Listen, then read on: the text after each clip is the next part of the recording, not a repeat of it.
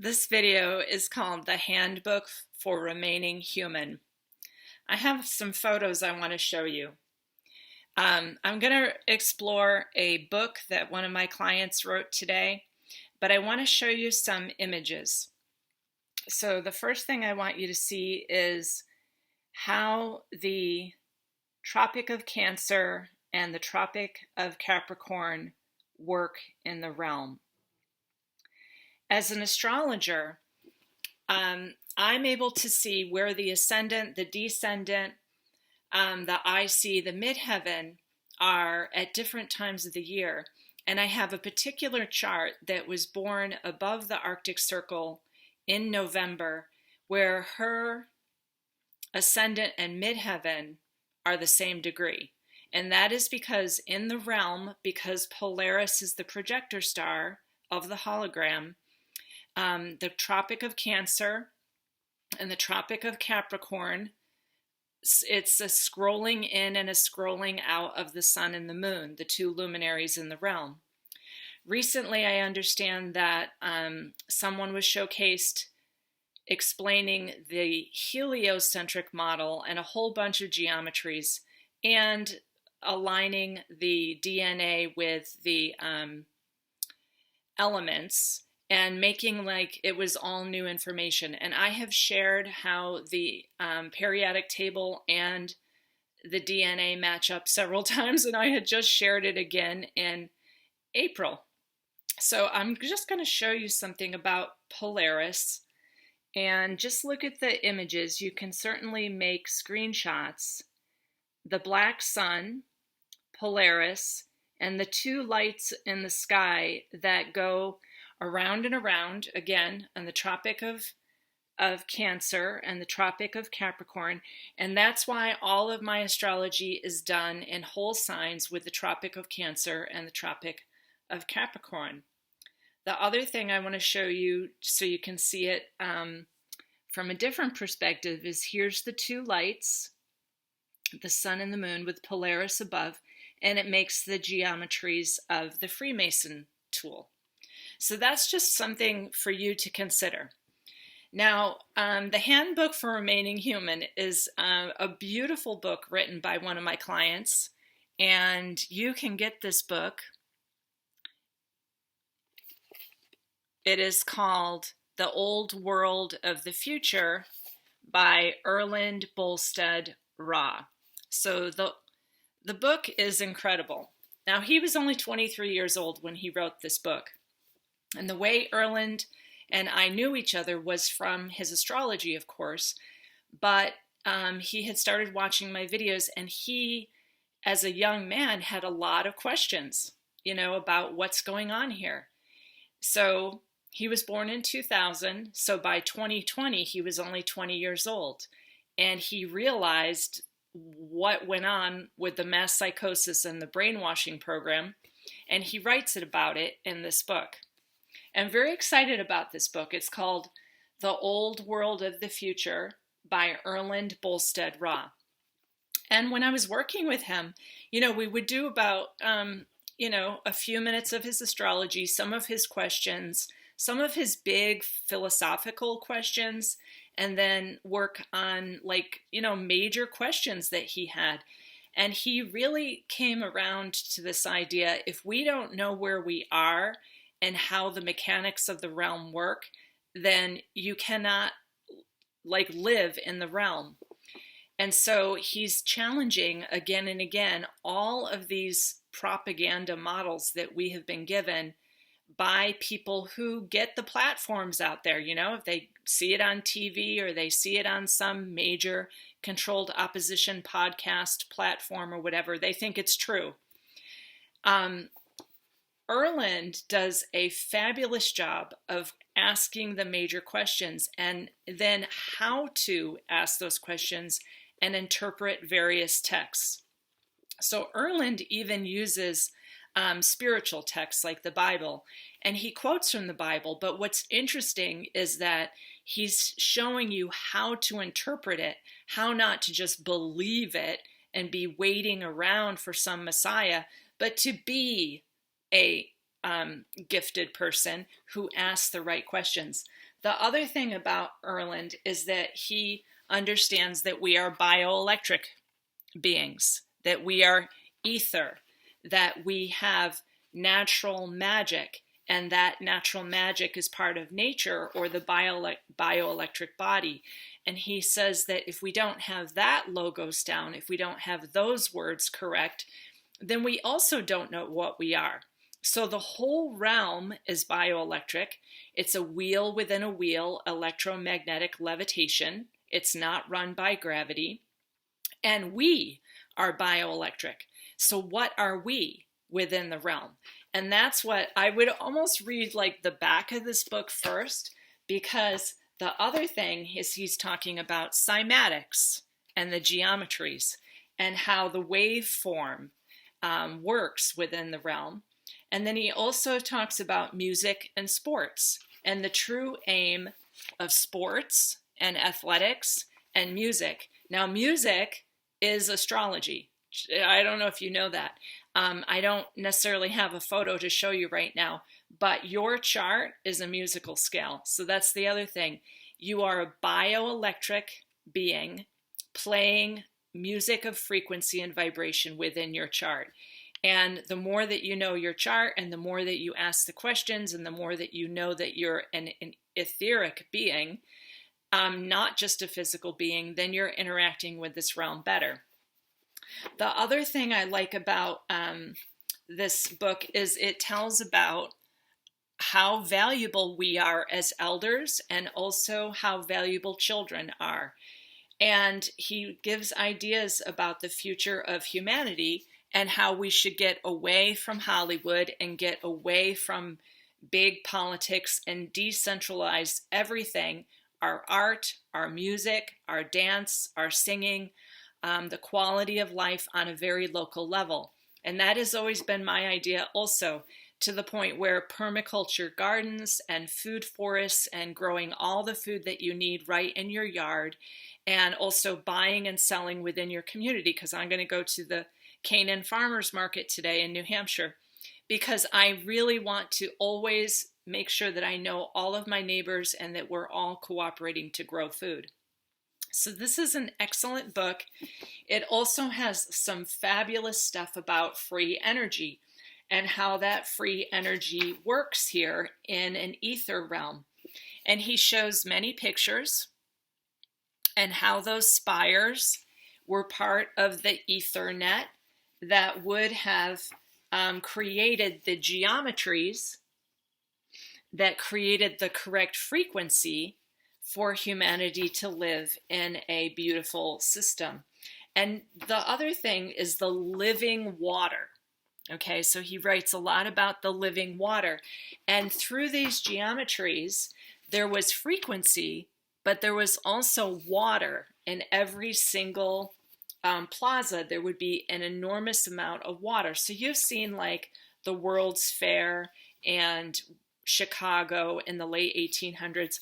Well, here he actually shows how that frequency works with a cymatic.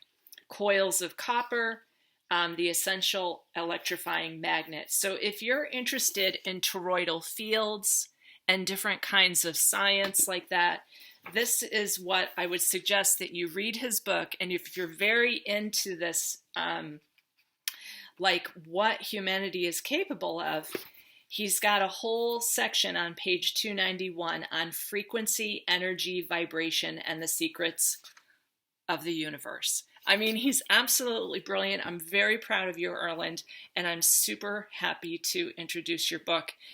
Remember, it's called The Old World of the Future by Erlend Bolstad Ra, and I believe you can get it in most countries from Amazon, but you might also look for local booksellers to hold this and sell it in their store. Because this man, I was watching after he published this book to see what they would do, if they would grab him up and try and like mind control him and make him an asset of the machine. And I said, well, Erlend, when do you want me to talk about your book in a video? Are you ready? Are you ready for 3,000 people to want to ask you questions, to want to review your material? Now, he's an athlete, so he's also very busy training, so please do not waste his time. But if you want to get his book, I suggest that you get it for the future of humanity. What's happening right now is we are going into another layer of the simulation, and the raves are definitely being born. They are not human. That is a technological cyborg creature that is quite different than a human, and they have mostly mental skills that will try and control us. So I'm very concerned about what the raves are. And the Handbook for Humanity, here it is, folks. If you want to remain human and decentralize and get away from the digital agenda of the government, please get this book. The more important thing is that he's showing you in a very humble way how to ask the right questions.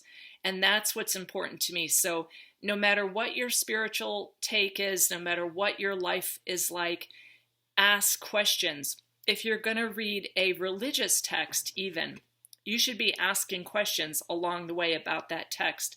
And if that text is really explaining this model, which most spiritual texts are explaining that model.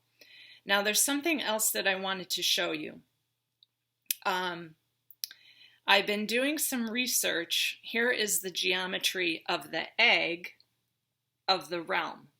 Okay, so the realm and the geometry of the egg are interrelated. So all of those pictures that I just showed you, you must understand so that you know where you are.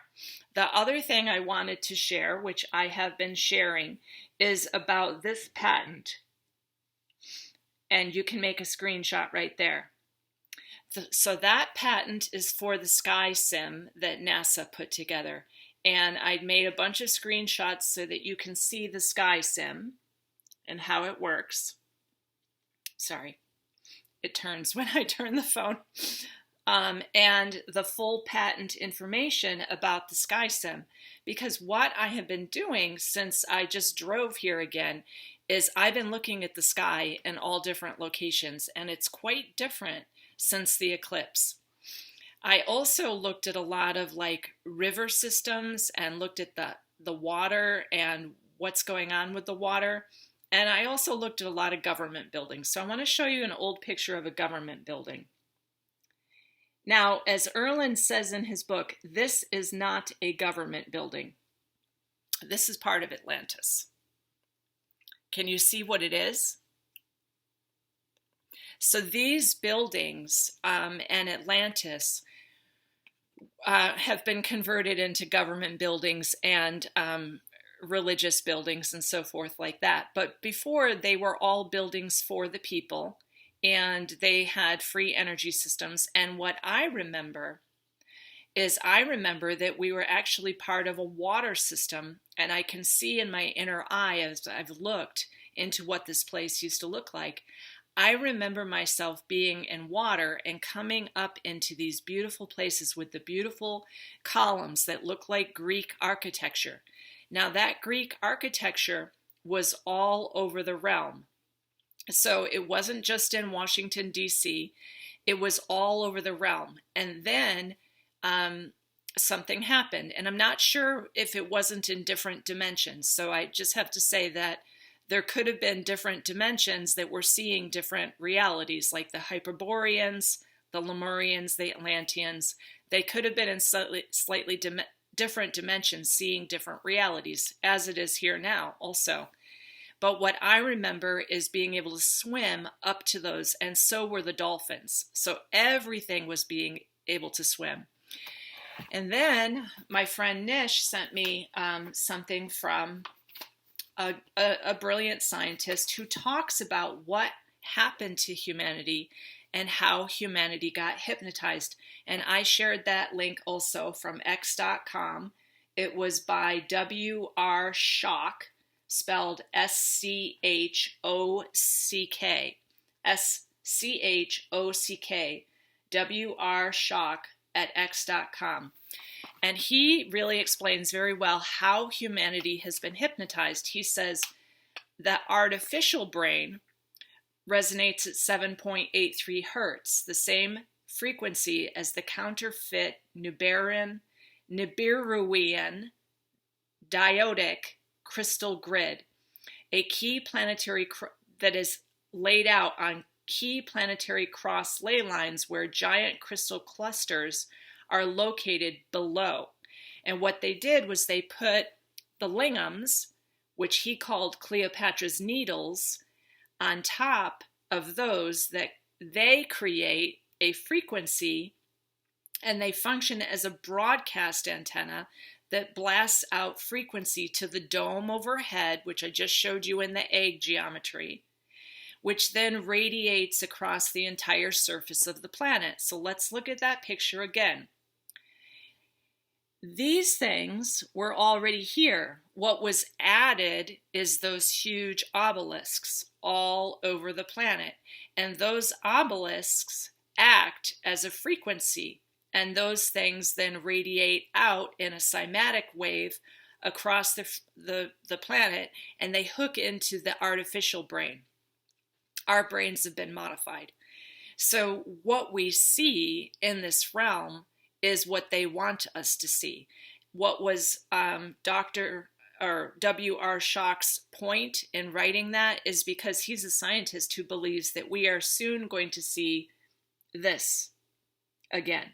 We are going to be able to see the people in their true form that are reptilian, because that hypnosis comes with those big Osirian lingams all over the planet that are over top of these crystal grids on key ley lines in the realm. Now, when I call it a planet, I know that it's actually a plane and that it's a projected hologram that then looks like a planet. So when I'm calling it a planet, I still know it's a holographic realm. And there's an argument of whether it's flat or it's round. To me, I don't get into the argument of whether it's flat or it's round, because I am in the clear awareness from being an astrologer and being able to see the ascendant, the descendant, which is like the eastern horizon, the western horizon. The midheaven is what's above you, and the IC is what's below you. And it always matches up with the geometries of the Tropic of Cancer and the Tropic of Capricorn. Now, I can't explain that to you, but maybe I'll give you some birth details and you can run a chart and you will be able to see anyone above the Arctic Circle, their ascendant and their midheaven in the winter months in the Northern Hemisphere are going to be at very close degrees. Some will be in the 12th house and the first house. I have one client that has the ascendant and the midheaven at the same degree, because the sun is doing something like this in the realm. That's what it does, okay? And the projector star, Polaris, projects across the screen of the Earth realm. And yes, it's a planet, but really it's a holographic geometry. So this is also spoken about by W.R. Schoch, where he says we should all be able to see each other in what we really look like in the different genetics that we have. Not all of us are human. And he really believes that these crystals and those obelisks are being changed with the frequencies and the magnetics that are running from HARP and from CERN right now. And pretty soon we're going to be able to see the draconian people. Now, I'm not against the draconian people. I think it's great that we're going to see what everybody actually is. In fact, I have been suggesting to my clients that you use a mirror in a dark room with a single candle, like a beeswax candle, so it's good negative ions, not like, making yourself sick with petroleum, but a beeswax candle, a small mirror, and just stare in the mirror. If you stare for long enough, you will see your different forms. In fact, back in the 60s, I think it was 1967, they did these first experiments and people went nuts because they saw that they actually had different forms. You may not be, a human like you think you are. So I want to just show you some different forms. I don't particularly agree with this person's idea of what everything looks like, but the reptilians definitely look like dragons. So they absolutely have horns coming out of their head, and through um, atavism, you could still see some people will grow a horn out of the side of their head, and I have seen those pictures. Most of us, like I definitely look like the Pleiadian, which are the Vikings, which are the Nordics. And I know that I definitely have that Viking. I do not look like a gray. I do not look like an Anunnaki. I do not look like a reptilian. And whatever these other things are, I do not look like them. But I definitely have that Viking type of look to me when I stare in the mirror. Now, in the cabin, we don't have a mirror. We have like one little tiny mirror.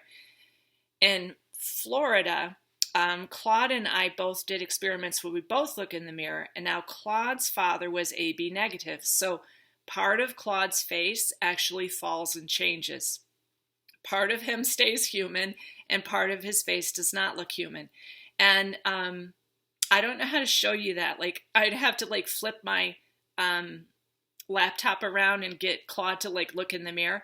But it's very weird for him. Like, part of his face looks different when he actually looks in a mirror. So we don't have any mirrors here. So again, I don't want to discriminate against, I'm not against the draconians, I'm not against the reptilians, I'm not against any of it. But I do want you to know that all of us are hypnotized here. It's very hard to know what you are. And, I also did something recently. On May 14th, I went and had a full blood panel to make sure I'm still human.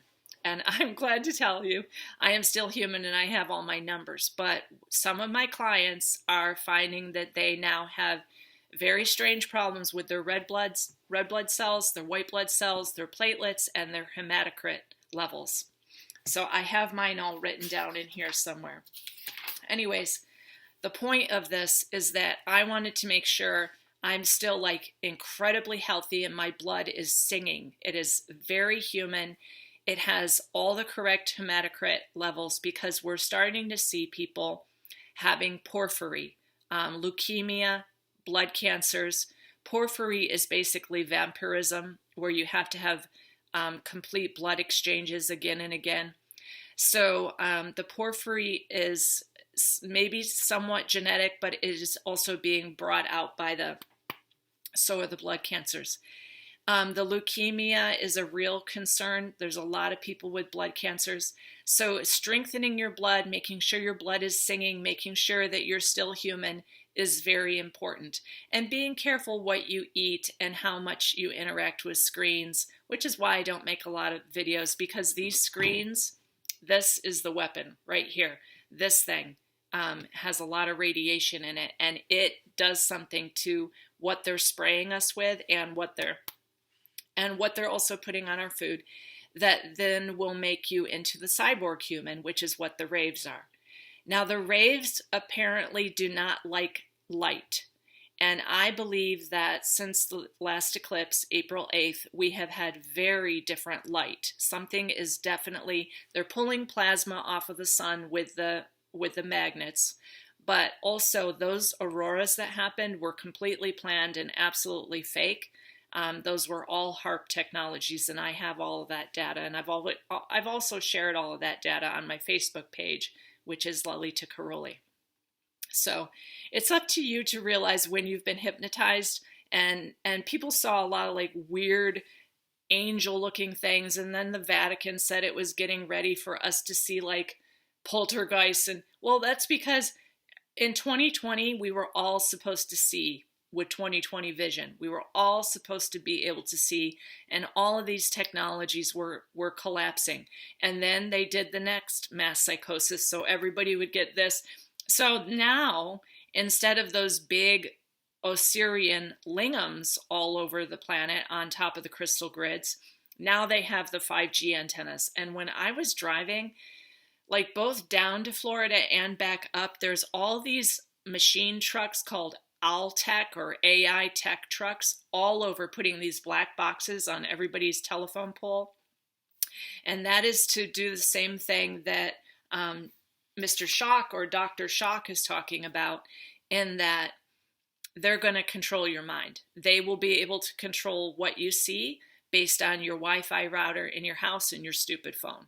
So that thing definitely affects the crystals within your pineal gland and the crystals in the planet, but it also has weird stuff in your bloodstream now, and I've seen the videos on that. So you got to keep your blood singing. You got to be really healthy, be part of nature, get out there, swim, kayak, run, walk, bike, sit in your swing, dance, whatever, but remain human. So that, remember, this video is called The Handbook for Remaining Human. I also want to speak about the breeding programs. So I made, my last 6 videos are called Tour of the Swamp, and I made a playlist called Tour of the Swamp, so you can watch my last 6 videos about the different breeding programs and the Viper Queen and you know, Madame Blavatsky and Madonna and all those Illuminati females. But I wanted to speak to that breeding program stuff again, because Michael Tsarian, and Michael, if you want to do a video with me and anyone can ever get a hold of you, please contact me and we'll do a video, because I want to speak to this whole thing where Michael said in the Bible, it says the gods came down and had their way with the women of earth. You know, basically, it says something like that.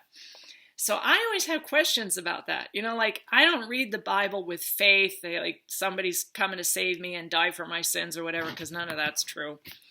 But anyways, I have questions about these breeding programs also, Michael. But Michael's thing was, well, why was there no like fight back from the men? Did the women just like enjoy this and this was great? Well, I'm speaking directly to you, Michael Tsarian. No, the women did not enjoy that. They were raped. And somebody puts a link on my page from Lisa Renee's book. Now, I'm not following Lisa Renee.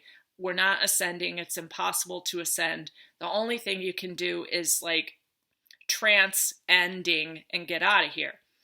But she had a very interesting thing about that breeding program. The Iani massacre, or the Essene massacre, the Iani massacre was the females of the High Council members and the females with higher DNA codes were taken by force to Nibiru by Thoth, or Thoth, or Toth, or however you want to say that, and the Anunnakis for forced breeding. This was the time where Toth broke the Emerald Covenant agreement with the Guardians and stole one of the CD plates. He translated that CD plate and wrote the well-known but distorted Emerald Tablet. So like Billy Carson and all those people who still talk about Nibiru and have translated that Emerald Tablet by Toth, just want you to know that's a distortion. That is not what the real Emerald Covenant said. Anyways, those females were blackmailed into believing that if they willingly went up onto the Nibiru ship, which is a brown dwarf star that they use as a ship, then they would be reunited with their partners and their families. But when they got there, they realized that they were tricked and that their male partners were already killed. Now, Michael Tsarian, your big thing is that these women just wanted to be raped and they liked having sex with these bizarre creatures. They were totally draconian workers called the Ijiji. They did not want to have sex with them. They were tricked and they thought they would find their partner again.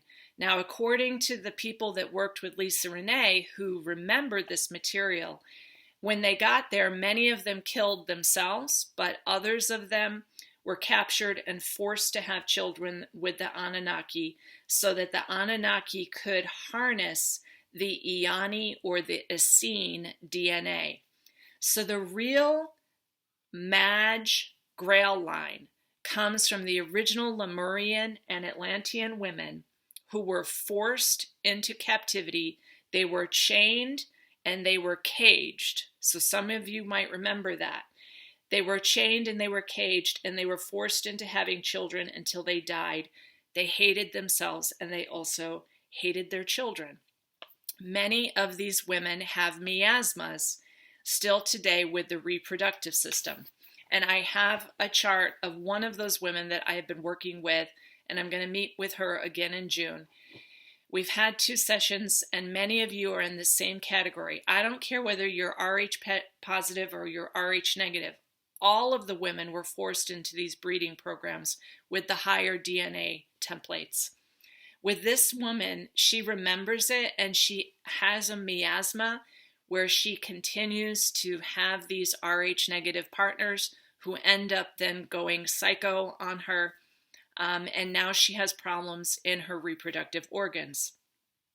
So all the cancers, the cysts, the pain of hysterectomy, all of the pain within the womb has to do with what's called a miasma of that breeding program.